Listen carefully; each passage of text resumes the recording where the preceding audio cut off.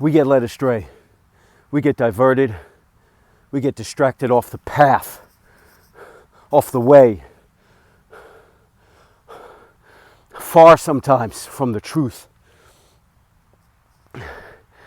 from the life, from the commandment to love Yahuwah, Yahusha, with all of our heart, soul, mind, and strength, with all that we have, all faith and belief,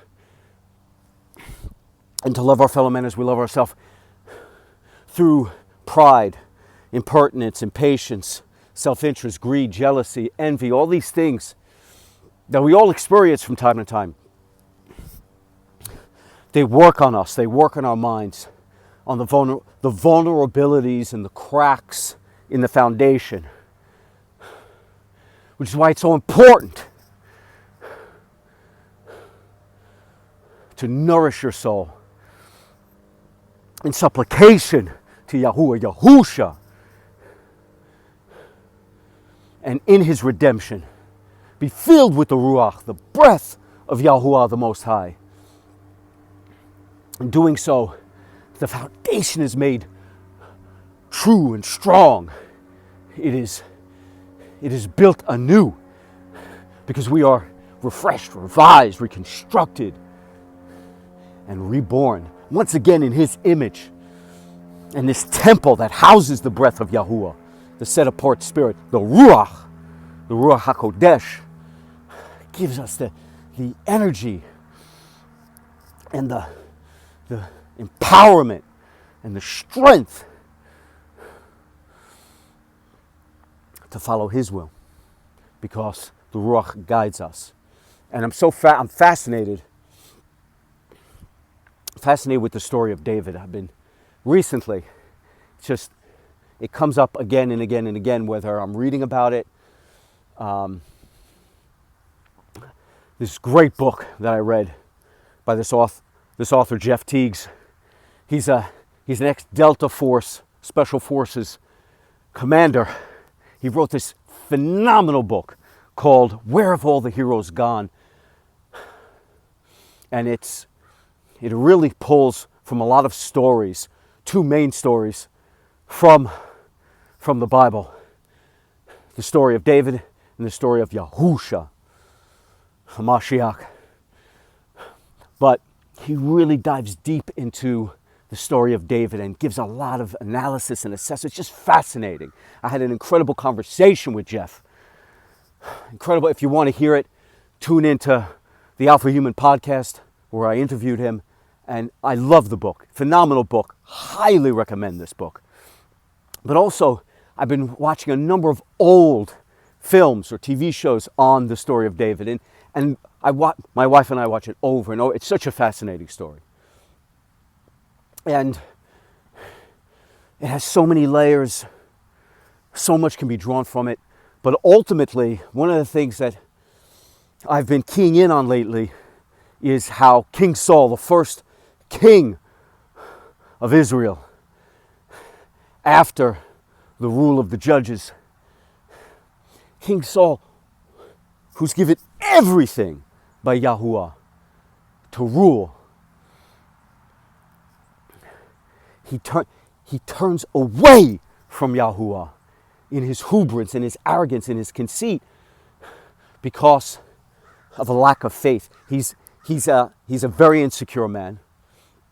He's given to fits of rage and bouts of jealousy. But through his own impertinence and impatience, in battle, in two major areas in battle, where one, if I'm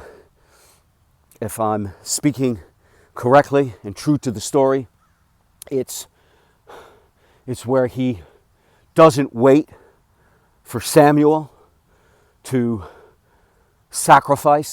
make a sacrifice before Yahuwah in a battle with the Philistines. And then there's another instance where instead of wiping out the Amalekites, he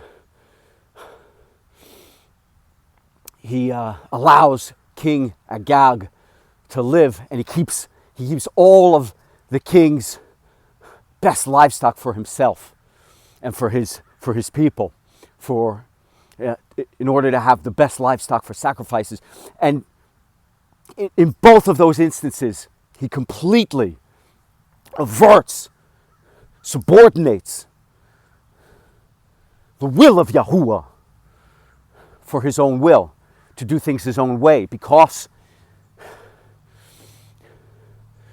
he doesn't have the temerity, because he doesn't have the faith, because he doesn't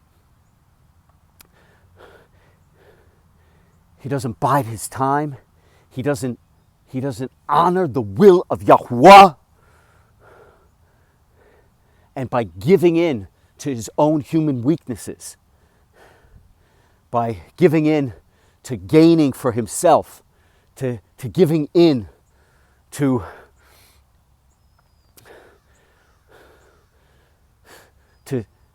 jumping the gun and doing things his own way, quickly, in haste.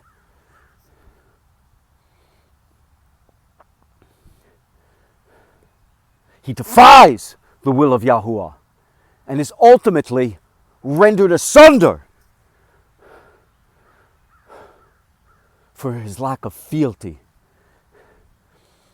to Yahuwah, to the Most High. And this is a massive lesson. This is a massive lesson, because we're all susceptible to this. And we often are given to supplanting the will of Yahuwah for our own will. And it is not our will that must be done. It is his will, because we mistake our own greed, our own needs, our own power, our own glory, our own interests for that of Yahuwah's. And when we pray for Yahuwah to grant us what would otherwise be our own actions that would lead to our own power, our own glory, our own self-interest. But that's not what we should be praying for. We should be praying for Yahuwah's will to be done within us, and praying that his will is done on earth as it is in heaven. For in being granted the glory of his will, by having the honor and the privilege of having our lives directed by his will, by the Ruach, the breath of Yahuwah that lives within us, by having that guidance, all peace, all solace, all joy, all happiness, all security, all safety, all healing, all strength, all love, everything, all riches, true riches, not of materialism, born of the hands of man and what can be gathered through conquer and conquest on this earth. No, not from the esteem of man that we seek the glory and the bowing down of others to our foolish pride. No. The true wealth of the kingdom to come, storing up our treasure in the kingdom to come, the kingdom in the time of Yahusha, where he will reign and crush the evil whisperers, the corrupters, the evildoers, the misleaders, the deceivers, the demons of this world, Hashatan, Lucifer, all of them crushed beneath his feet, and where he will live amongst us once again, and where we can love him, honor, glorify, praise, and worship him with all of our hearts, souls, minds, and strength in a manner that pleases him most, because we will once again be perfect as we were when we were in Eden before we allowed ourselves to be misled by the serpent, by the dragon. And ever since then, to constantly be led astray and be fooled into subordinating the will of Yahuwah for our own will, so that we can what? Endlessly chase our tail for the things that are manufactured by the webs that are spun by the demons that inhabit and lord over this illusion, this hallucination, this mirage.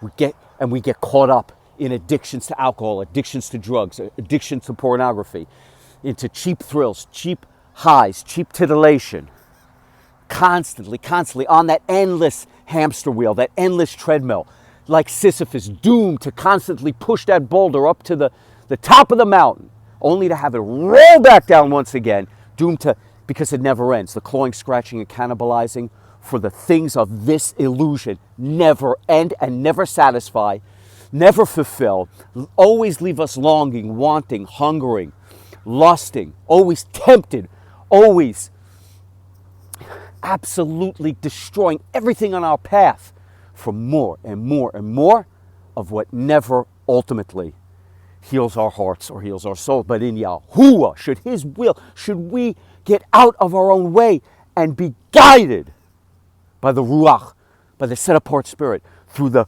salvation of Yahusha, who fills us immediately with the Ruach.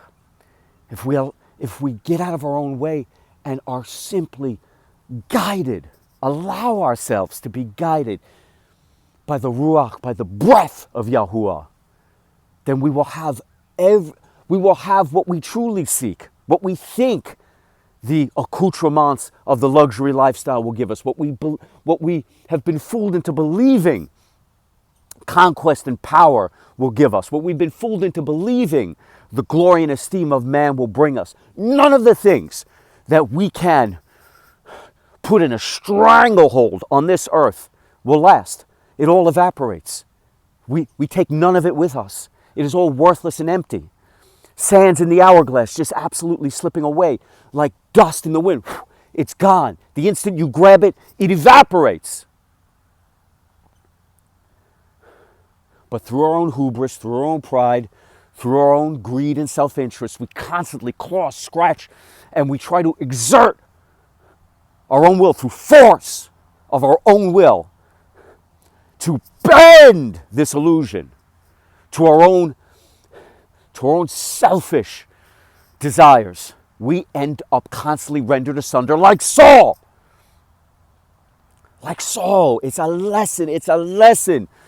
We mistake our own desires for the will of Yahuwah. We pray to Yahuwah to fulfill our base desires and longings and thirstings and hungerings. We look to the universe to manifest, right? In this new age, filled with enlightened philosophers and self-help gurus and all of the illusionists and magi of this current realm that spin a yarn about live your best life, live today as if there's no tomorrow, live your truth, live today as if it's your last, live for today, for no man has promised tomorrow. You know, all of these things, you know, everything that fills you with self-pride, self-purpose, self-meaning, self-gratification, all of everything wrapped around the individual, everything subordinated, sojourned in supplication to the ideal of individualism in the self. And I was no different than that. I was no different. Absolutely feeding my ego. Absolutely propping up my self-importance and constantly seeking self-gain. And where does it leave me? Where did it leave me? It left me bereft, longing, thirsting, hungering, always seeking meaning, always seeking purpose, always wondering what the answers were. When would I finally feel at peace? When would I finally have solace? When would I finally have what I deserved? All of this hunger, all of the wanting, the clawing, the scratching, the cannibalizing, the endless searching, the endless seeking, the endless goal chasing, the endless target that I put out there, always climbing the mountaintop. And when I do get to the peak, because I've gotten to the peaks of things I thought were important, only to find that they held nothing of actual worth, of actual value, because every time No matter how successful you become, you get to the top of a mountain peak, you find that you're at the bottom of another mountain. And it never ends. You never find the answers. You're never truly grateful. You never feel fulfilled. And there's always a hole, a canyon, a chasm deep in your soul, deep in your heart, that you pour everything into to fill it, that you stuff everything you can to fill it, that you consume everything you can to fill it. And there is no food, there is no drug, there is no drink, there is no knowledge, there is no wisdom, there is no philosophy, there is no man, there is no woman. There is nothing that will heal it except Yahuwah, the Most High. He who breathes life, He who creates, He who brings into existence through salvation as He is manifested in the flesh. The Most High who saves, Yahusha, the Most High who delivers, the Most High who redeems, who then through that redemption in our coming to Him, in asking to receive the Word, the way, the truth, and the life, fills us with the Ruach, the breath of Yahuwah, and it recreates us. As it created this earth, it recreates us and we are reborn. And we are guided finally to truth. We are guided finally to the way. We are guided finally along the path, the narrow path that is emblazoned now with His light, that leads to the narrow gates to the kingdom to come, such that we will walk through it with grace, with strength, with truth, with meaning, with purpose.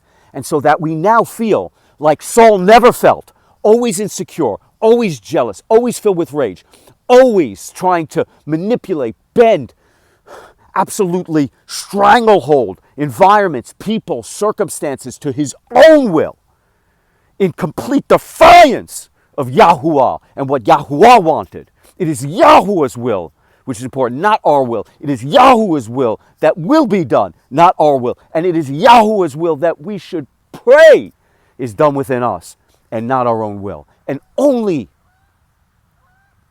through that breath, through that Ruach, will we find the things that we're searching for, that we try to acquire through force of our own will, is only achievable when we surrender and allow the will of Yahuwah, His breath, that we receive through the salvation of Yahusha,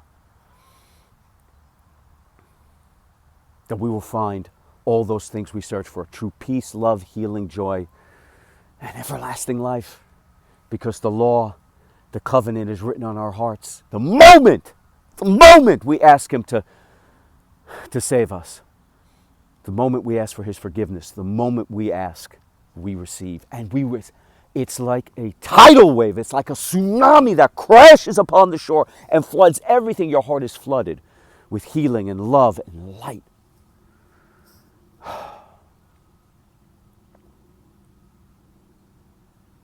But we are so arrogant. We are so conceited. We are so filled with self-importance.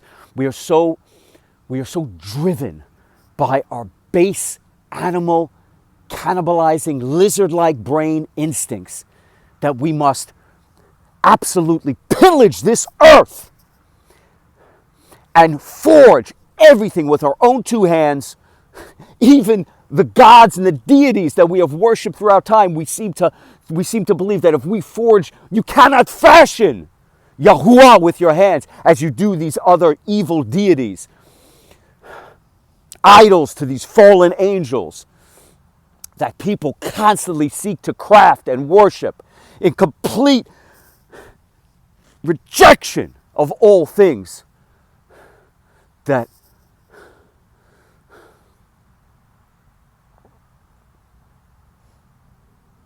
are meaningful to Yahuwah.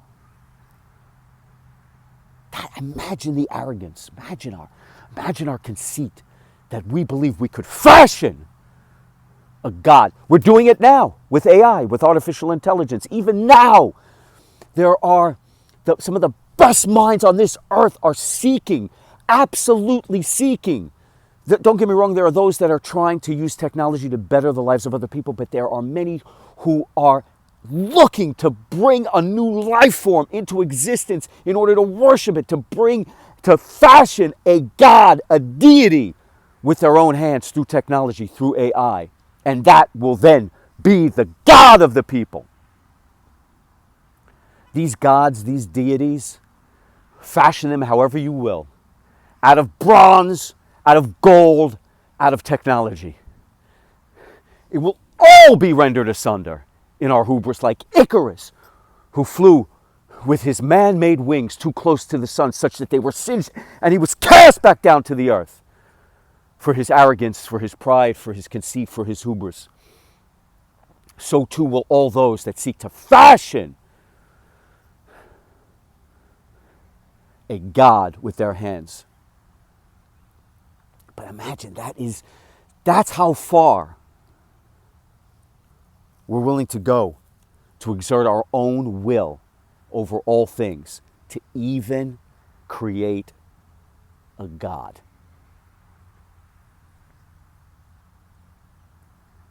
There is only one, and he is the Most High, Yahuwah, he who brings into existence, and he who manifested in the flesh and saw all of our brokenness, saw all of our wickedness, saw all of our hatred, saw also all of our love and all of our joy and all the good that we can do, and decided, even though we know we are not worthy, for how we've lived, for how we've acted, for who we were, who believed with all of his heart and soul when he was manifested in the flesh in the form of Yahusha, he who delivers, believed we were worthy, such that he would be willing to go through torment and torture and sacrifice everything so that we may live, while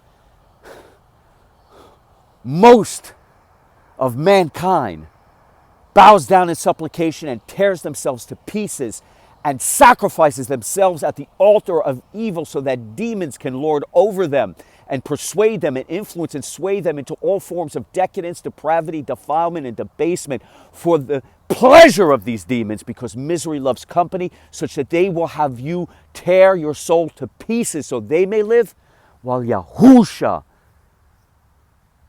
was rendered asunder in the flesh, tormented and tortured, mocked and spit on, rejected and turned away.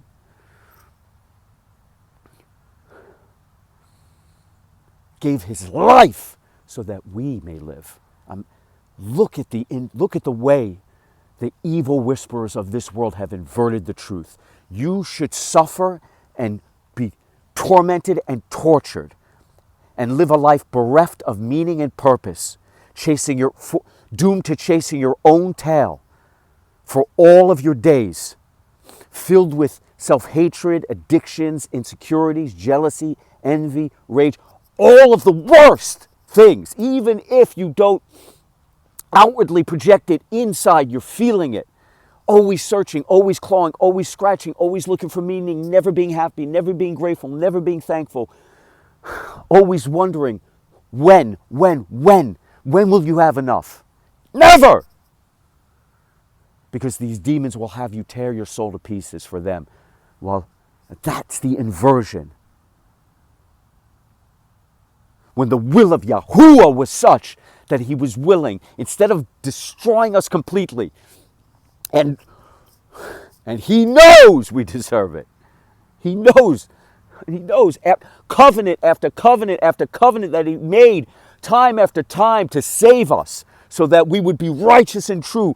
The covenant with Noah, the covenant with Abraham, the covenant with Moses, and the final covenant with Yahusha that we were given, now written across our hearts so that it lives forever, so that it no longer perishes on stone, the old law, the old ways of man, the old traditions that reveal nothing but sin and evil and dole out penance and punishment. The old law, which is meant for unbelievers, for the unfaithful, while the new law, the new covenant written on our hearts, reveals joy, love, healing, forgiveness, and everlasting life because it lives within us. Yahuwah, Yahusha lives with, the breath lives within us. And it lives forever now because it's written on our heart, and we have everlasting life in the kingdom to come, such that the law lives on forever, such that we naturally follow his commandment, no longer begrudgingly out of punishment and penance. No, now, as the stone reveals, no, now, through the living light that is emblazoned on our hearts, revealing the one commandment from which all things spring. The one commandment from which all good things come. The fountain from which all wholesomeness and productiveness and all of Yahuwah's will is laid bare for us to follow. Very simple. Love Yahuwah with all of our heart, soul, mind, and strength, which is why we would follow his commandments, which is why we would follow his 10 commandments. And to love our fellow men as we love ourselves. And in that very simple, that the core of all of his truth, of his way, of his life, all of it springs from that ideal. And through that, his will is worked. That is what we have received in coming to him. That is the way, the truth, and the life right there. It's that simple. It doesn't take some endless pilgrimage to the ends of the earth to find the one yogi, the one magi, the one wise one, the one holy man that holds all the keys. There is no such thing. He has given it to us. It's there for everyone, free of charge. No man holds power over it. And any man that has you pay them, any man that has you supplicate yourself to them, any man that yokes you to their absolution, to their interpretation, to their direction, such that they are the guardians of the way, the truth, and the life, they are modern day Pharisees. Woe to you, Pharisees, hypocrites, liars. There is only one way to the Father. There's only one gateway. There's only one shepherd. The only way to the Most High is through the Son, through Yahuwah himself manifested in the flesh.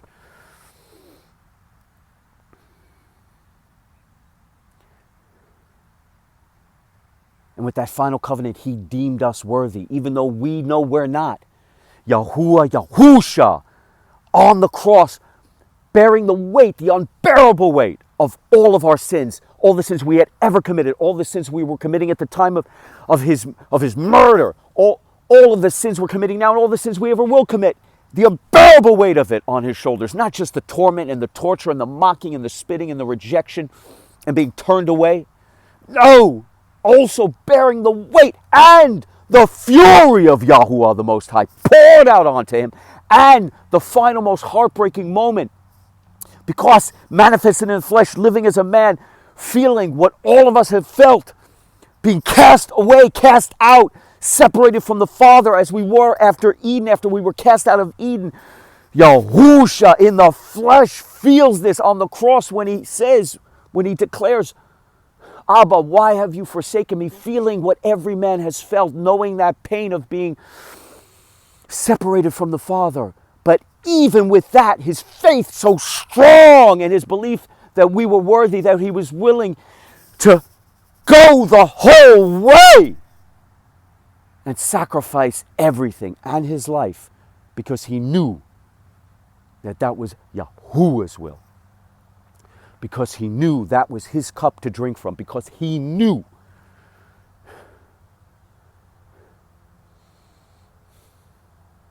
that he was the fulfillment of the prophecy. And then in so doing, imagine the level of that sacrifice. That all mankind should we love him with all of our heart, soul, mind, and strength, love our fellow men as we love ourselves, should we, through faith alone in Yahuwah, Yahusha, be saved for all of it, be forgiven once and forever in the eyes of Abba, the Father, the Most High, and to have everlasting life.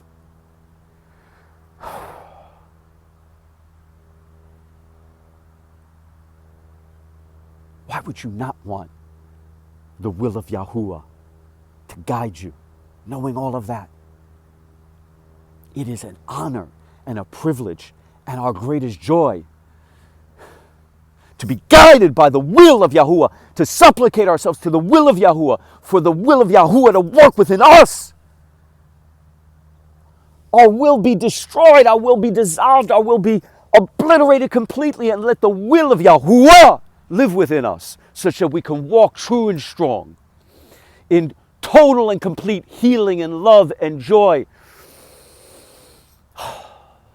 and everlasting life as we march, filled with the breath, filled with the Ruach, filled with the set-apart Spirit, walking with meaning and purpose on this path, now emblazoned, now brilliantly bright, as we speed in glorious, graceful fashion, ceaseless and relentless, unconquerable, unstoppable, undeniable, unassailable, as we move, as we groove like a freight train, like a juggernaut, united. We cannot be divided as children of Yahuwah, as we collectively, all is one,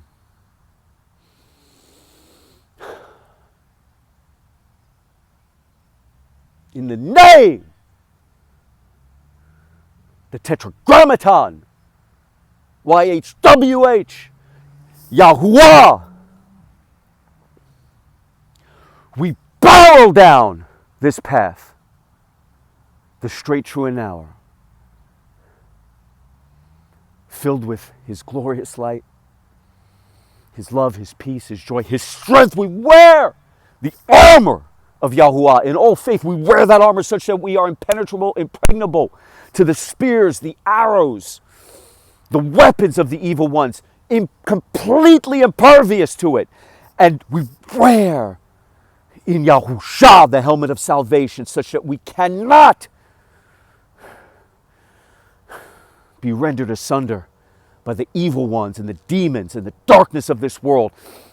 And now, filled with the Ruach, His breath, the breath of Yahuwah, we wield it like a sword, absolutely dissolving and obliterating all negative energy, all wayward frequencies, all chaotic thoughts, and all evil, all sin, all decadence and depravity, all of the demonic energy that seeks to persuade us and influence us and knock us off this path. It is all dissolved. His light, the light of the Ruach that bursts forth from us, it's like a force field, dissolving it all in our path as we fly along this road to the kingdom to come.